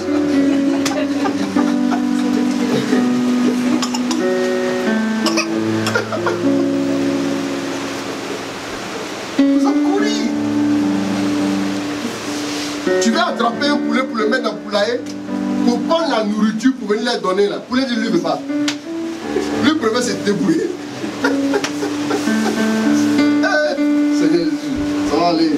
Donc voilà, on va prendre Luc 8, après le verset 40. Donc les chrétiens ne prennent pas. Voilà pourquoi vous ne pouvez pas être rassasiés. Imagine toi tu es grand comme ça, tu as mangé les miettes, tu as quelques quantité de miettes pour être rassasié. Chaque année tu veux une nouvelle délivrance. Chaque année tu veux une nouvelle promotion. Chaque année tu veux une nouvelle percée. Bien aimé, il faut savoir que si tu as Jésus, Jésus, je vous ai dit que c'est la porte ouverte à toutes les bénédictions. Mettez bien Jésus dans votre vie. Ayez une bonne relation avec lui. Vous allez manger jusqu'à... C'est vous qui allez dire, écoutez, Amen. Il ne va pas seulement vous donner, tu fais un boulangerie. Amen. Luc. Allons-y. À son retour, Jésus fut accueilli par la foule. Car ils étaient tous à l'attendre. Et voici qu'arriva un homme du nom de Jaïros. Il était chef de la synagogue. Jaïros qui veut dire il est clair. Lui, il a mérité son nom. Parce qu'il était chef de la synagogue, c'est lui qui donnait la lumière aux gens. Voilà. Son nom veut dire il est clair. Et lui-même, il a la lumière en lui. Un homme, normalement, qui a une communion avec Dieu. Allons-y. Tombant au pied de Jésus, il le supplia de venir dans sa maison. Parce qu'il y avait une fille unique. Il avait une fille unique. D'environ 12 ans. Oui. Qui était mourante. Pendant que Jésus s'y rendait. Les gens le serraient à l'étouffer. Il y avait là. On dit on le serrait à l'étouffer. Regardez bien ce que la Bible nous dit. On le serrait à l'étouffer. C'est comme dans les bus.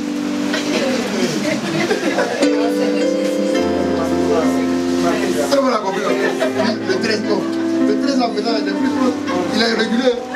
Quoi, il faut dire 44. 44. Le 44. Dans le temps, on a pris 44. Non seulement tu l'attends pendant 2 heures, et quand il vient, même quand il ouvre les portières, là, ça s'ouvre pas. Et puis les bus maintenant qui vont. Excusez-moi, que tu ressens les crimes qui a souffert sous le règne du Fils. Amen. Donc, on dit on serrait Jésus à l'étouffer. Maintenant, regardez ce que Jésus va dire après. Chrétiens, soyons assez intelligents pour comprendre ce que Dieu nous dit. Allons-y. Il y avait là une femme. Qui souffrait d'hémorragie. Hémorragie. Pas hémorroïde.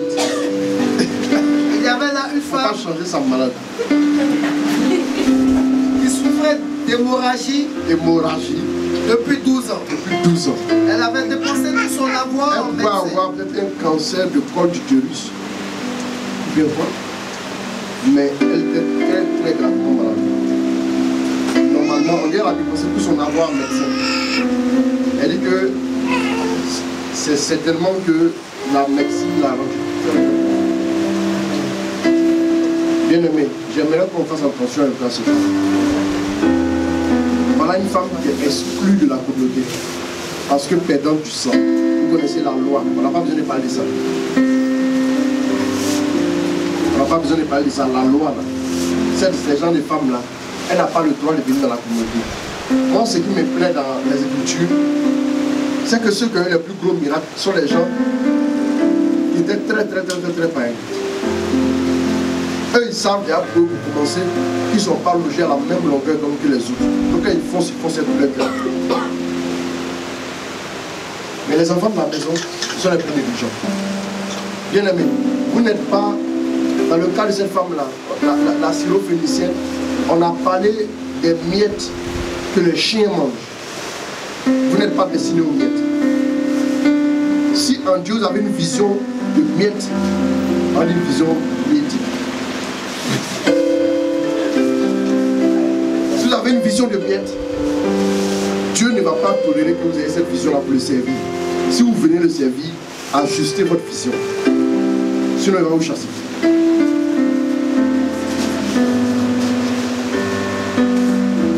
La femme a dépensé tout ce qu'elle avait. La femme a dépensé tout ce qu'elle avait chez les médecins. Jésus, c'est-à-dire on coinçait Jésus. Vous savez quand on te coince à t'étouffer, à pourquoi toi tu as les nerfs à fleur de peau. Tu es déjà fâché. Et tu ne respires pas bien. Ceux qui sont asthmatiques le savent. Amen. Gloire à Dieu. Allons-y. Et aucun n'avait pu la guérir. Oui, non, les médecins, on sait ça. Elle s'approcha par derrière. Alors que Jésus, il s'approche de un bus. Quelles sont ses chances de toucher la personne qui est au fond là-bas?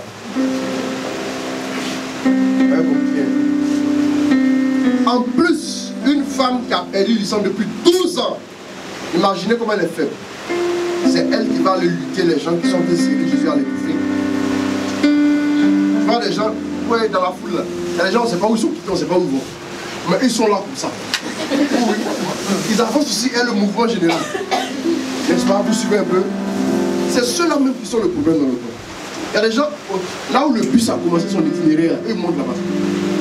On descend, les gens descendent. Toi, tu fais quoi dans le bus? Tu es bien assez consommé ton âge. Mais ça mange que le bus. Quand le bus dit bon, c'est bon, à bas d'ici, il ne continue plus, c'est là maintenant je la descends. Il y a des gens comme ça dans la foule. Elle dit même à Djamé, de façon, sur le boulevard Nagui à Bourgois, le monde n'était pas aussi dense que dans cette scène de l'évangile. Mais elle vient par derrière. Ça veut dire quoi? Alors qu'elle vient par derrière, Jésus continue d'avancer. Si elle avait coupé au moins la route, on dit, elle peut s'arrêter. Jésus a fini par tomber sur elle là. Mais elle vient par derrière. Pendant qu'elle lutte, vous savez, quand celui pour qui il y a le meute pratiquement, celui pour qui il y a du monde là, lui la plupart du temps, lui on le coince pas, c'est-à-dire de façon extrême, c'est-à-dire lui on lui laisse un minimum de chemin. Bien qu'on le sait à l'étouffer, mais il y a un chemin que les disciples sont en train de frayer pour lui. Donc lui encore, sa route est plus facile que celle qui vient par derrière.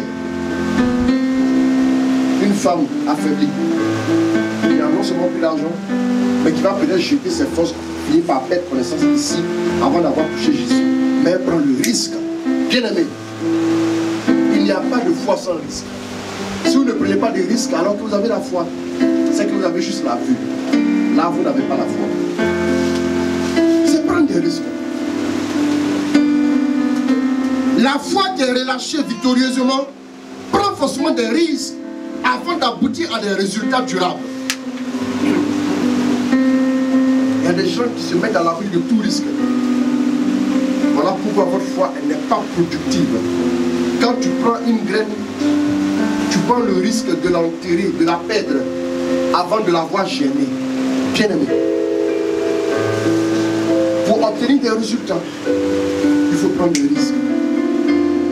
Si votre foi ne prend pas de risques, elle ne peut pas prendre des résultats. Allons-y. Elle s'approcha par derrière. Dans la version de Matthieu de ce passage-là, la Bible dit, elle s'est dit en elle-même, dans son cœur. Matthieu 9, je crois, verset, aidez-moi, autour du 27. C'est ça, hein? 20 combien? 26, voilà. Voilà. On va prendre le 26. Voilà.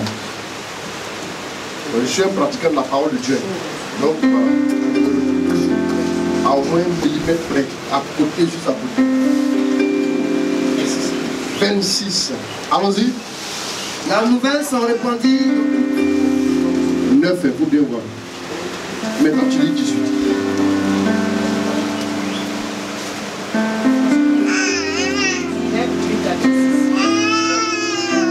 Allons-y vers le 25, 26. Ah oui, on est au 26, non? On va prendre la partie de... Voilà, fin. Allons-y au fin. Oh, une femme souffrant d'hémorragie depuis 12 ans s'approcha par derrière et toucha la frange de son vêtement. Elle se disait si j'arrive seulement à toucher son vêtement, je serai sauvé. Mais Jésus se retournant doucement. On voit ici qu'il y a toujours un point de contact que Dieu donne à un homme. Quand tu veux relâcher ta foi, il donne un point de contact. Ok?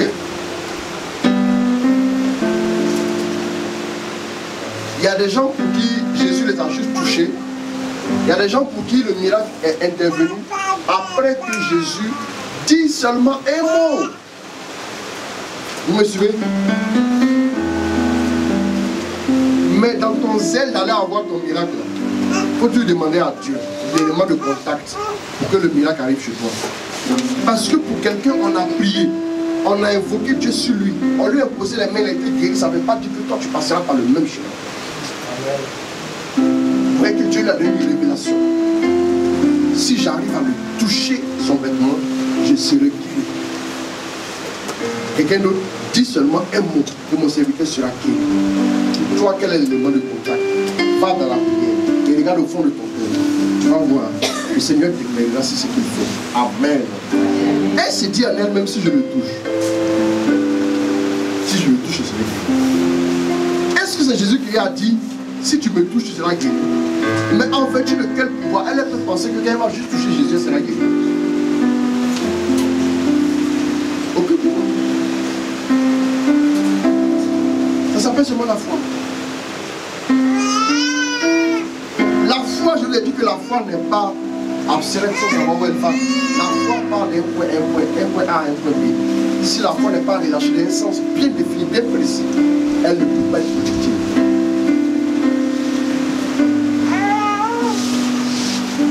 Les amis,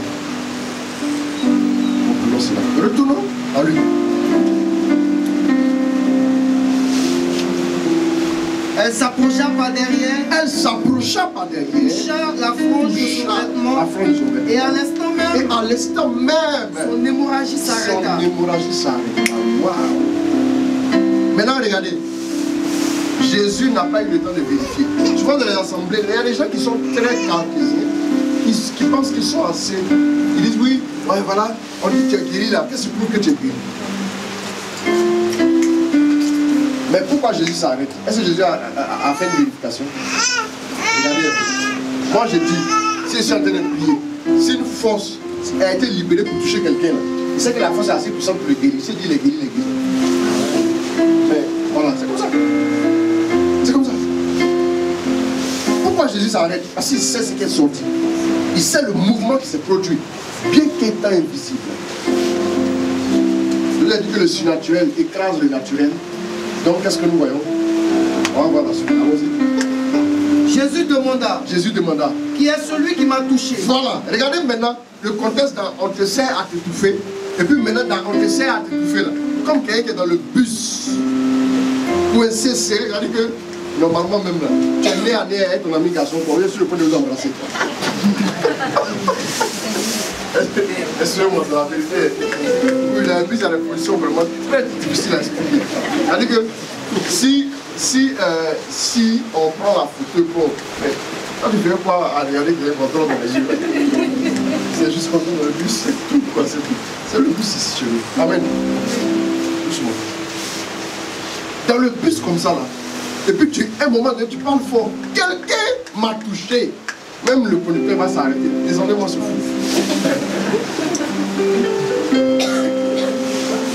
Ou bien quelqu'un va répondre, c'est rumeur.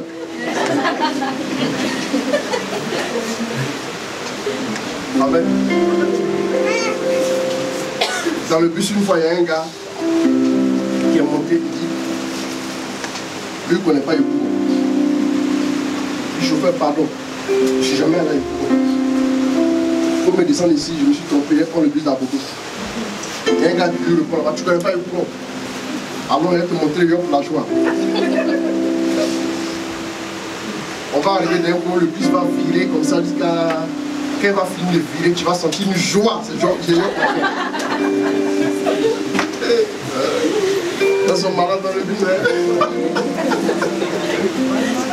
Tu vas sentir une joie. C'est yo la joie. C'est pas possible. Donc Jésus dit quelqu'un m'a touché. Comment est-ce possible? On te sert à t'étouffer et tu dis quelqu'un m'a touché. Et bon, regardez maintenant, normalement tu vas voir la réaction de Pierre. Et Pierre en fait, lui c'était le gars qui suivait tout de près. Il file tout ce qui sort de la bouche de Jésus. Voilà pourquoi il lui a dit, voilà 2 épées. Moi, on a fait l'assassin. Voilà 2 épées. Tu as bien fait de me être responsable. Je prends mes responsabilités. Une épée pour toi, une épée pour moi. Donc on a gagné la guerre. Comme si tu ajoutes les 12 colonies d'anges là. On a gagné. Oui. Pierre a vu la vie sur un schéma facile. Oui. Il a vu ça sur un tableau très facile, mais il n'avait pas compris que Jésus, ils seront très compliqués. Allons-y, il dit, comme tous s'en défendaient, comme les gens disent, ah, mais à la façon tu parles là-bas, moi j'étais coincé sur toi comme ça, il était ceinturé, mais il n'était pas touché. Comme tous s'en défendaient, allons-y. Pierre dit, Maître, Voilà. Oui. Ce sont les gens qui te serrent et te pressent. Et te pressent. En fait, il veut lui expliquer ce qu'il a vécu. Dès qu'il a perdu connaissance, c'est un tirant. Donc, il veut lui expliquer les choses. Mais tu peux pas être dans le bus. Amen. Mais Jésus dit, ce sont les gens qui te pressent. Mais Jésus dit, quelqu'un m'a touché. Bon, lui là, avec le maître là, Pierre ne peut pas comprendre que notre gars, elle a une idée dans sa tête. Laisse-le aller jusqu'au bout, tu vas bien comprendre. Parce que quand il dit quelque chose, tu penses qu'il ment. Mais après, tu te rends compte qu'il savait ce qu'il disait. Jésus n'est jamais surpris par un événement. Jésus n'est jamais pris de coups. Avez-vous déjà vu Jésus qui est pris de coups, qui panique? Jamais. Celui qui a la foi devient un peu comme les autres. Un gars qui dort, on le réveille pour lui dire, on est en train de périr, le vent veut nous tuer. La tempête est en train de couvrir la bague. Et puis il se lève et dit, hé, où est mon chapelet? Donnez-moi mon rosaire, mon eau bénite, rapidement. Quand quelqu'un fait ça là, il panique. Le miracle est loin de lui. La Bible dit, Hébreux 4, verset 3, nous avons la foi, nous entrons dans le repos. Quand tu as la foi, tu te mets au lit. Amen. Jésus se lève. Il dit, mais pourquoi votre foi est si petite? Il ramène tous les chrétiens à faire l'état des lieux de leur foi. Il ramène toujours ses auditeurs à s'interroger sur leur foi. C'est ça la clé. Bien aimé, si la Bible dit sans la foi tu ne peux pas plaire à Dieu, imaginez sans la foi ta prière sera combien de fois abominable. Si ta vie même ne plaira pas à Dieu sans la foi, imagine ta prière sans la foi. Dieu bouge ses oreilles. Jésus répète une deuxième fois, quelqu'un m'a touché. C'est parce que Pierre dit, bon, bien sûr, quand quelqu'un devient fou, si tu as écrit, si tu ne peux pas arranger, laisse-le, il va se débrouiller. Mais il apprend à se poser aussi des questions. Bon, c'est tellement qu'il veut nous dire quelque chose. Vous savez, quand Jésus disait à ses disciples, Amen, Amen. Amen, Amen. Il y a le Amen de la tête et il y a le Amen du cœur. Le Amen de la tête, c'est l'Amen intellectuel. L'information que vous recevez, vous pouvez l'analyser de façon intellectuelle. Mariam joue à la balle. Oh. Mais il y a le Mariam joue à la balle. Il y a une révélation derrière. Le deuxième Amen là, c'est pour le cœur. Ton cœur doit avoir la lumière par rapport à ce que chanteur te dit. Ne l'analyse jamais selon ta tête. C'est ce qu'il voulait dire plus ou moins. Plus ou moins. Quand il dit Amen, Amen. Mais quand il a dit quelqu'un m'a touché, Pierre a déjà analysé de façon intellectuelle la tête. Vous voyez un peu? Quand il a analysé la tête, il a compris la tête. Ce sont les gens qui te poussent là, c'est normal. Quand on réfléchit, tu vois les gens, voilà, je ne veux pas dire on t'a touché. Maintenant, quand il dit quelqu'un m'a touché, regardez maintenant la réaction de Pierre. Est-ce qu'il dit quelque chose? Il ne parle plus. Parce qu'il veut dire que mon cœur n'a pas encore compris. Donc enseigne-moi, maître. Vous allez voir pourquoi est-ce que, je pense que je suis demain sur Facebook Live, pourquoi est-ce que l'ange est venu taper Pierre sur le côté? Sur le côté. Pourquoi sur le côté? Au niveau du cœur. Voilà. C'est le côté révélation là. Que l'ange est venu toucher. Pas le côté intellectuel. Le côté intellectuel ne va pas qu'il parle. Les paroles que je lui ai dites sont esprit et vie. La lettre tue, mais l'esprit vivifie. La lettre c'est la tête, l'esprit c'est le cœur. Quand vous lisez la parole de Dieu, ouvrez votre tête pour comprendre la tête, mais ouvrez votre cœur pour comprendre votre cœur. N'ouvrez jamais la Bible sans ouvrir votre cœur. Si vous ouvrez la Bible sans ouvrir votre cœur, vous allez partir frustré, vous allez comprendre juste la Bible et la tête. Elle ne va pas produire une quantité de bénédiction dans votre vie. Vous serez toujours pareil quand vous la référez. Prépare ton cœur à être foudroyé par une révélation qui va changer ta destinée. Amen. Allons-y. J'ai bien senti. J'ai bien senti. Maintenant, il est en train de dire à Pierre, Pierre, que ton cœur maintenant s'ouvre à la révélation. J'ai bien senti qu'une force était sortie de moi. Là, c'est la révélation maintenant qui commence à parler. Là, imagine les gens qui étaient là, qui suivaient le mouvement général. Et ils vont dire, oh. Mais certaines personnes vont comprendre. La seule personne qui a compris parfaitement ce que Jésus est en train d'expliquer, celle qui a eu la révélation, c'est celle qui est venue le toucher. En fait, elle a compris par la révélation que son toucher a fait produire quelque chose même à Jésus. Allons-y. Voyant qu'elle n'avait plus... Reviens un peu en arrière, il faut toujours comprendre le mouvement que je suis. Mais Jésus dit, quelqu'un m'a touché. J'ai bien senti qu'une force était sortie de moi. Voyant qu'elle n'avait pas pu passer, inaperçue, la femme vint en tremblant se jeter à ses pieds. Elle raconta devant tout le peuple. Pour quel motif elle avait touché. Et comment elle avait été guérie. Dites-moi, entre Jésus et Pierre, qui a eu raison? Qui a eu raison? A fait 1 but à 0. Partout, il a gagné Pierre. Toi l'homme là, Dieu va te gagner à 0. Arrête de raisonner lui. Arrête. Le Pierre a raisonné pour avoir la foi après. Toi tu raisonnes pour être chrétien. Tu raisonnes trop et tu. Ah Seigneur, et tu es sûr? Oh non, Seigneur, comment tu as fait? Et tu as me béni? Oh Seigneur, il y a longtemps j'ai pris. Et puis quoi? C'était le premier chrétien sur la terre. Seigneur, mes affaires n'avancent plus. Et quoi, je vais soutenir ton œuvre? Oui, Seigneur, raison seulement. Quand tes parents t'ont mis à l'école, c'est pas pour aller lire lettres au village, pour venir raisonner Jésus. Allons-y. Et comment elle avait été guérie? À l'instant même. Alors il lui dit, regardez maintenant ce que, la connaissant pas, une femme qui est jetée hors de la communauté. Regardez comment Jésus va lui parler. Ma fille, à partir de ce moment, a dit Jésus avec elle. Ceux qui ont la foi là, ils sont intégrés en Dieu. En quelque sorte, quand il a dit à l'autre femme, ta foi est grande, ça voulait dire que tu n'es plus païenne. Désormais tu es ma fille. Waouh. Bien aimé. Toi tu es dans la maison de Dieu. Tu as reçu le baptême avec les grands curés.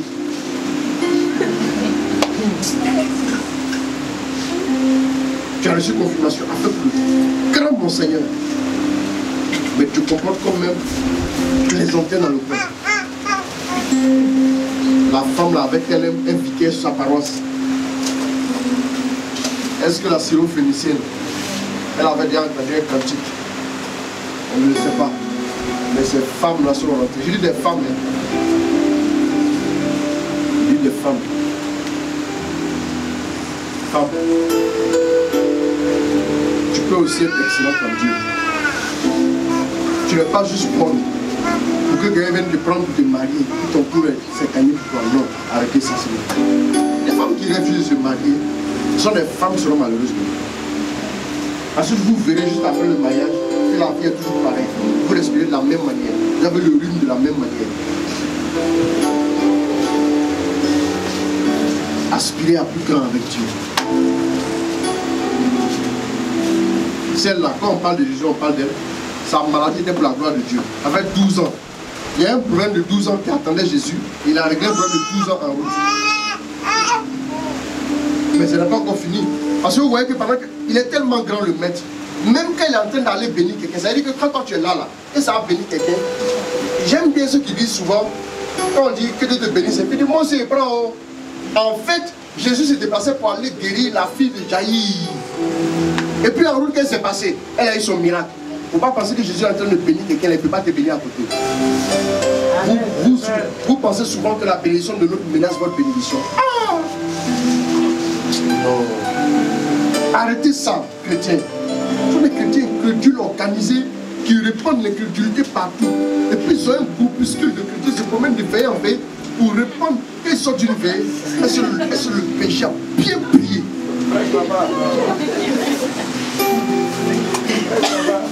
C'est comme s'il demandait si Jésus est vrai Jésus comme avant. Jésus a perdu là, il est devenu un vieillard qui marche comme ça. Non, je vous assure, il est le même hier aujourd'hui. Allons-y voir la suite. Ma fille, ta foi t'a sauvé. Va en paix. C'est ta foi qui t'a sauvé, oh, c'est pas moi. Ta foi branchée sur Jésus, elle te sauve. Mais ta foi branchée sur toi-même. Oui, vous savez, j'ai de l'argent, je vais à Paris, je suis ceci, je suis cela, vous savez qui je suis. Ta foi sur toi-même là, tu sais tellement qui tu es. Tu veux connaître la révélation de ce que tu es, une force ne sortira jamais de toi. Quand tu restes pareil, tu peux rien faire. Pauvre type, misérable. Tu peux vivre combien d'années pour penser comme ça? Tu ne peux pas vivre au-delà de 150 ans. Mais pourquoi? Et celui qui est éternel. C'est quand tu dis, est-ce que vous savez qui je suis? Tu as une fois frappé la poitrine devant quelqu'un, alors que tu connais pas le proto, tu vois Dieu qui apparaît, tu frappes la poitrine, tu sais qui je suis? Parce qu'il est grand, la Bible dit en sagesse, et j'aime ça. Seigneur, tu ne rentres pas en contestation avec quelqu'un. Parce que si tu te mets en colère, personne ne peut te résister. Comme tu sais que tu n'as pas fait jeu olympique pour montrer que tu es le plus fort. Non, tu ne fais pas voilà. Et celui qui est garçon, s'il vient attaquer à toi, là, c'est comme le feu. Le feu, quand tu tombes dans le feu, ça te brûle. Si le feu tombe, ça te brûle.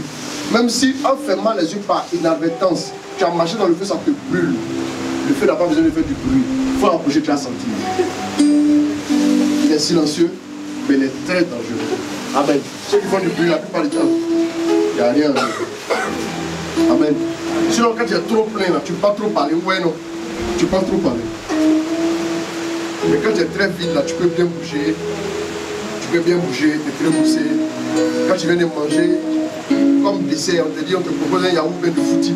C'est pas le footing qu'on prend pour faire dessert. Sinon, tu risques de créer un problème ici. Amen. Voilà. Quand tu es rassasié, tu dois rester tranquille. Et quand tu es un peu vide, là, que tu cours. Amen. Soyez tranquille en Dieu. Amen. Quand j'ai parlé de la dimension de la gloire, vous pouvez aller voir sur Facebook, sur ma page. La dimension de la gloire. Écoutez ce message. Quand vous arrivez là, vous me dites, bon, waouh, allons-y. Il parlait encore. Il parlait encore. Quand arriva de Cheleux, chef de synagogue, le chef de la synagogue, quelqu'un qui dit, ta fille est morte. Ta fille est morte. On ne plus le maître. C'est plus la peine de fatiguer le maître. Le maître là. Donc normalement il a dit, hé femme, c'est toi qui as fait que le maître n'est pas arrivé à temps. Il allait régler son compte derrière. Ne vous sentez jamais menacé par qui que ce soit qui ressort de grosses bénédictions. Personne ne peut vous menacer. Non, vous avez votre place à vous. Vous aurez vos bénédictions, vous les aurez comme ça. Allons-y. Mais Jésus, qui avait entendu, il entend tout. Oui. Là encore il ne panique pas. Il dit quoi? Sois sans crainte. Sois sans crainte. Crois seulement. Et elle sera sauvée. Bien aimé, quand à un moment vous allez à l'église, ça veut dire que le gars il est parti à l'église, il allait au tabernacle. Il allait dire, je viens m'aider. Quand il a pris Jésus du tabernacle, le temps d'arriver à la maison, elle l'envoyait à crier, oh, c'est ce que j'appelle l'envoyé du doute. Le messager du doute. Il est arrivé, il dit c'est devenu plus grave. Quand Jésus approche ta situation, tu as besoin que ça s'empire. C'est pas vous qui avez commencé ça. Donc c'est un mode opératoire. Quand vous lisez la parole, vous voyez ça. Quand les choses s'empirent chez vous, n'ayez pas peur. N'ayez pas peur. Regardez maintenant ce que Jésus prescrit à quelqu'un à qui on vient annoncer que la chose s'est empirée. Écoutez bien ce que Jésus a dit. Et puis quand vous aurez l'impression que ça devient pire, vous allez faire la même chose. Qu'est-ce que Jésus dit? À son arrivée à la maison, non, tu ne suis pas mon message. Mais Jésus, qui avait entendu, dit à Jaïron, sois sans crainte. Sois sans crainte. D'abord, il ne faut pas craindre. Quand on dit que ça s'empire, vous voyez des gens commencer à craindre le pire. Ah, c'est comme ça, c'est comme ça. Donc du coup, tu agis en réaction. Dieu n'est pas dans la réaction. Dieu est dans l'action. Vous avez toujours remarqué que Jésus a toujours posé une action, il a toujours la victoire.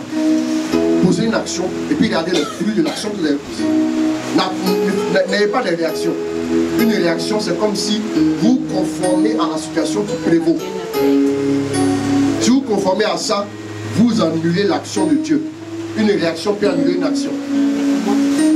C'est comme quelqu'un qui écrit x plus 2 égale 5. Et puis après qui comble le 2 qui est au milieu. X plus 4 égale 5.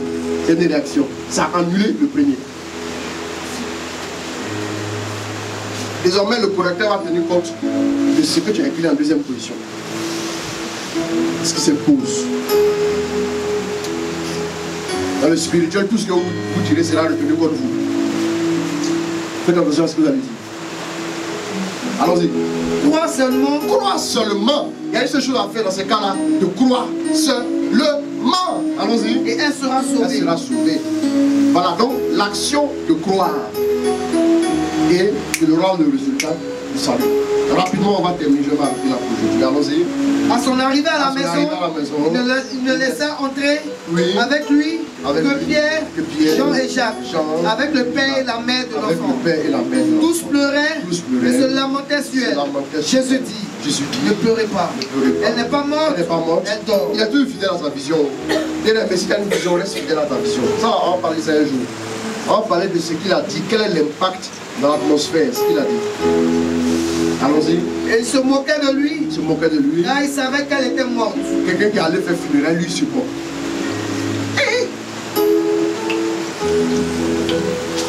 Moi, souvent, il lui a dit qu'il y a des gens qui sont là, ils ne savent pas où ils sont quittés, ils ne savent pas où ils vont. Il y en a qui sont assis dans les funérailles. Eux, ils attendaient, ils vont dire la fille est morte, ils vont faire funérailles, et puis ils vont leur préparer à manger, et puis ils vont manger, et puis ils vont verser 2 larmes, et puis ils mangent beaucoup, ils voient tous les coca sur la place. Quand on passe 3 fois devant lui, on le sait, il dit oui, oui, on le sait, on le sait, on le sait. Tous les moyens sont bons pour remplir son ventre. Il y a des gens qui vont voler. Même l'argent, on va prendre pour indemniser. On va prendre pour indemniser les gens qui sont en difficulté là. Il va voler encore. Et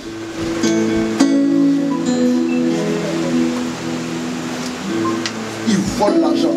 L'argent on a mis pour faire des recherches, tu as fait des sida pour sauver les gens. Il va voler ça.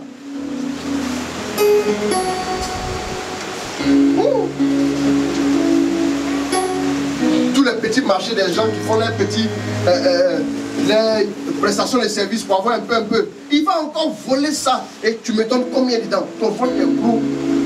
Par rapport à mon Seigneur a dit, c'est pas normal que cette personne meurt parce que meurt de faim et puis d'autres meurent parce qu'ils ont trop mangé. C'est pas normal. Oui, mon Seigneur Alexis, toi, vraiment que Dieu le bénisse. Un grand homme. Amen. Allons-y. Et lui, il y a des gens dans le coin, ils sont toujours là. On ne sait pas ce qu'ils sont venus chercher, mais ils sont là. Allons-y. Quand vous devez arriver à une certaine dimension, vous devez prendre avec vous ce qui est nécessaire. Pierre, le roi, la parole. Jean, la grâce. Sont en état de grâce. Les gens font les micmacs dans le péché. Voilà pourquoi il y a tous les problèmes. Tu n'as pas la grâce avec toi. Jésus n'a pas pris n'importe qui. Ceux qui ont droit de se moquer, pourquoi il n'a pas dit allons-y, vous allez voir. Vous voulez faire démonstration devant les gens, vous avez honte. Parce qu'ils vont venir casser l'atmosphère. Un gars, lui, il est venu s'asseoir pour se moquer. Tu ne peux pas le laisser là où il est. Les flux parleront d'eux-mêmes devant lui. Mais prends Jacques, qui est Jacques et Jean. Amen. On pourra parler en parlant de Jacques, de la protection. Dieu protège. Tu prends la couverture spirituelle qu'il faut. Qu'est-ce que tu te couches spirituellement? Ta prière, ton intimité avec Dieu. Aïe! Vous prenez quoi pour aller? Vous prenez tout le doute, toutes les pensées de toute la partie. Pas de ton dossier comme ça. Ça va marcher. Moi j'ai dit non, la prochaine fois. C'est lui qui l'ont pris, mais quand il a son profil même là, le plus fort que lui, aller à Boaké pour les venir, le plus fort que lui. Toi-même tu es trilingue, lui il est one lingue.